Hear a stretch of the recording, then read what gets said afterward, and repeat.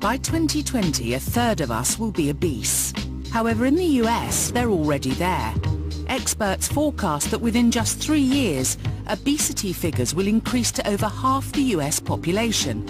So to find out how and why things have got so bad, I've come to the epicenter of the crisis, Evansville, Indiana, officially named America's fattest city. This city in the Midwest has a population of 117,000. And a massive 38% of them are obese. Do you think you're reaching crisis point with all this? I think we're reaching a crisis level. Over the next 8 weeks, Dr. Christian will be reporting from the front line, witnessing the far-reaching effects of a sedentary lifestyle and a bad diet. They come here for fast food, they don't come here for salad. And that should serve as a grave warning to us all. We'll be hearing from people who've lost limbs to obesity. I got out of the tub and all of a sudden I heard this crunch and then this gush of blood. And from the team whose job it is to care for them. The heaviest patient I've lifted is 765 pounds. Wow, well over 50 stone then. For me, cheesecake was like crack cocaine. But for some, that addiction can be fatal. Christian's heading to the Pierre Funeral Home to meet a man who knows all about the ever-expanding population. Because he makes the biggest coffins in the United States. Keith. Hello. Oh my goodness me. It looks like a hot tub. This is our large casket. It's 52 inches wide. It'll hold over 1,000 pounds. So we're talking 70, 80 plus stone. How many of these are called for? In the 1990s, Yeah. this casket didn't even exist. Right. In 2000, we sold 12, and we're selling about 4 of this type per month. So can I have a look inside it? Sure. Is that all right? Absolutely. Oh, golly, it's heavy. I mean, it's absolutely mind-boggling. Well, you can actually get 3 people in this casket. This casket will require probably 2 grave plots, maybe 3. It won't fit in a hearse. And I would imagine the person that's going into this size is not very old either. Unfortunately not. The average age for my records is around 45 years old. God, that's We've had caskets, large caskets, not this size, but caskets for as young as 11 years old. I'm really distressed. We are going to see the first generation that is not going to live as long as their parents lived because of this. When you tell me you've seen 11-year-olds,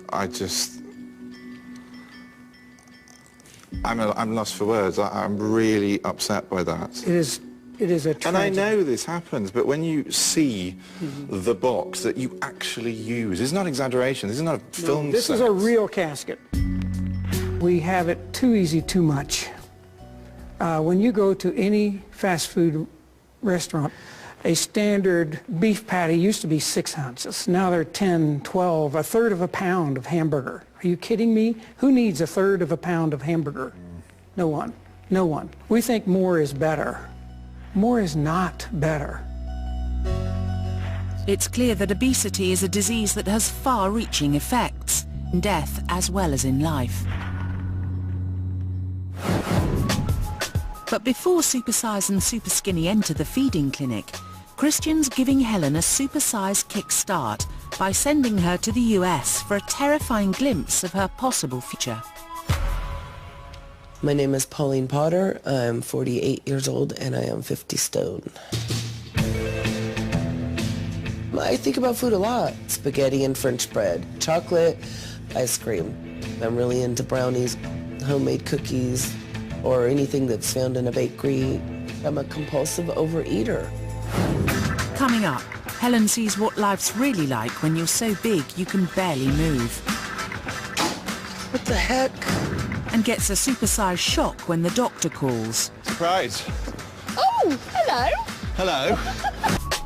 Before Supersize and Super Skinny swap diets, Dr. Christian has sent our supersizers stateside to show her just where extreme food addiction can lead. My long-term goal right now is to lose half of me, which would be 25 stone. Or in other words, that's one Helen Simpkin. Dr. Christian's organised for Helen to spend 2 days in California with Pauline Potter, and he'll be flying out himself to ensure Helen learns some valuable lessons. Come in. Hello. Hi, how are you? I'm good, how are you? I'm good. I'm Pauline. I'm Helen. Hi. How was your flight?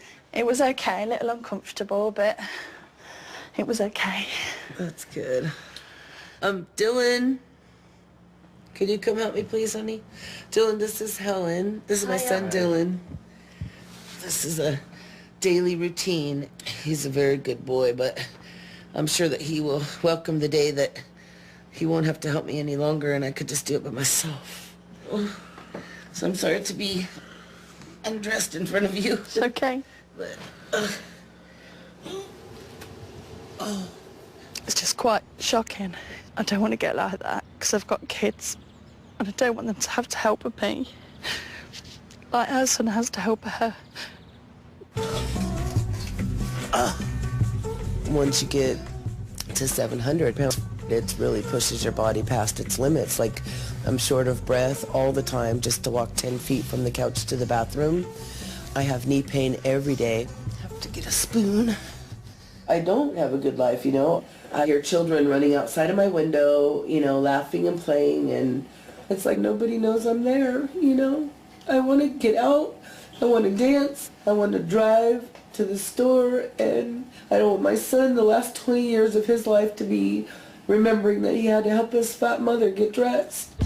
Pauline's always loved food and has been overweight since childhood, but spending 9 years married to a man who loved big women got her where she is today, immobile. Pauline uses a special bus service, but it doesn't always run smoothly. On some buses, the combined weight of Pauline and her wheelchair is too much for the hydraulic lift to bear. What the heck? Unfortunately for Pauline, today's one of those days. Just feel really so embarrassed for her. People are probably looking and... Just have to make it fast, okay? Because I can't stand up long. I don't know how she does that. I would never go out if it was like that. Oh, my feet hurt. Ugh.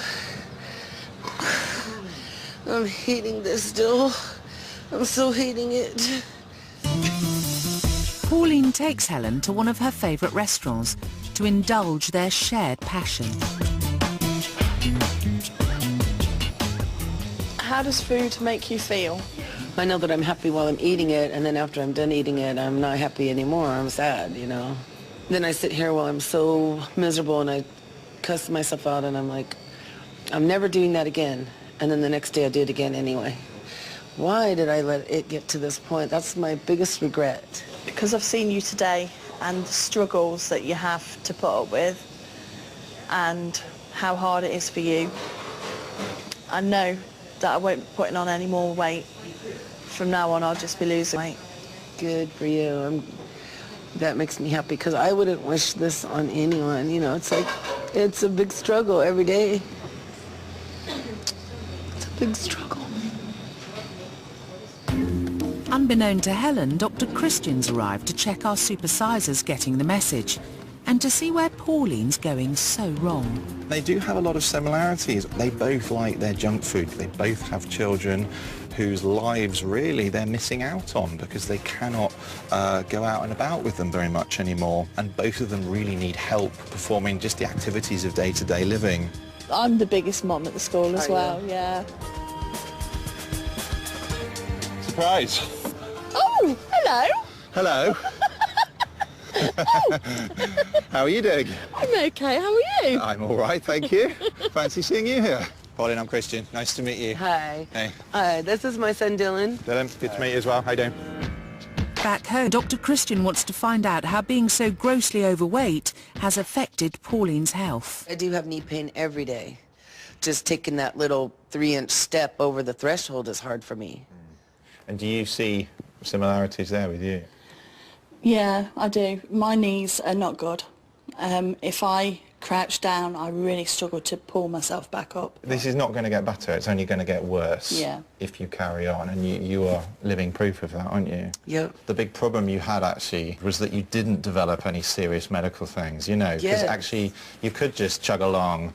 Yep. And you didn't get any shockers. You didn't get the diabetes diagnosis, the heart attack, the high blood pressure diagnosis, did you? Which may have made you wake up and go, right, it's helped me to not think it was important enough to take care of yet.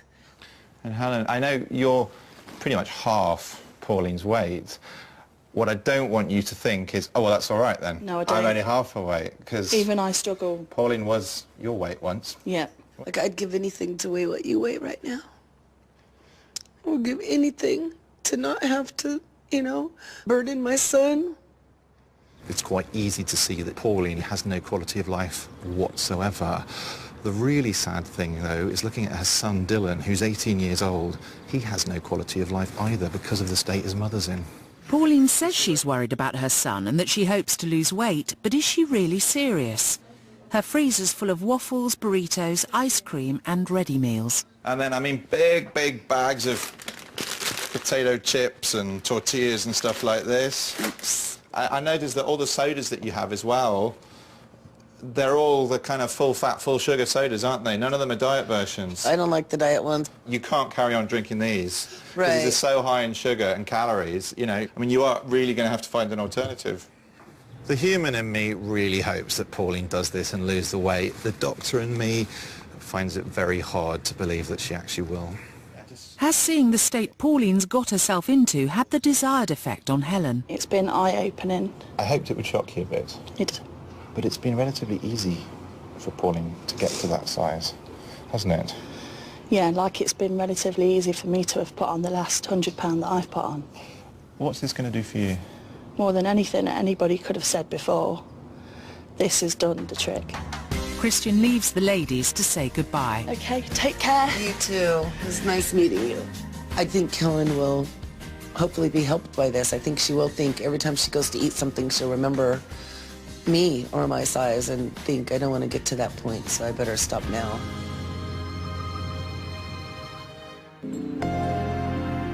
I'm in the epicenter of the US obesity crisis, Evansville, Indiana, officially America's fattest city, to investigate why Americans are getting bigger and bigger and to find out what we in the UK can learn from where America has gone so very wrong. The Deaconess Hospital is at the forefront of the fight against fat in Evansville. This state-of-the-art facility houses its very own weight loss surgery centre and a bustling diabetes unit. And with over a third of patients overweight or obese, they've got their work cut out. Obesity-related heart problems are all too common, and today Carmelo Ramos, who weighs 28.5 stone, has been rushed in. Mr. Ramos came in with some chest pain, so they want to do a screening for any significant blockages in the heart arteries. To find out how well Carmelo's heart is functioning, he needs to have a cardiac stress test. Usually this would be done using a treadmill, but due to Carmelo's size, the doctors have to do an alternative procedure. Dr. Moore's come in to administer the drug that's going to speed up our patient's heart. This will stimulate the effects of exercise so he can assess how the heart is functioning when it's working hard. You know, this may make your heart speed up even more, okay? Don't be alarmed. Mr. Ramos's heart is now beating at the rate it would be if he were running. His blood pressure is 235 over 117. I just went to 40 mics of WB. Blood pressure of 235 or 117. It's getting on for fairly high. So you can see now on the screen his heart is really banging away. Patient's not very comfortable because it's quite an anxious feeling, this.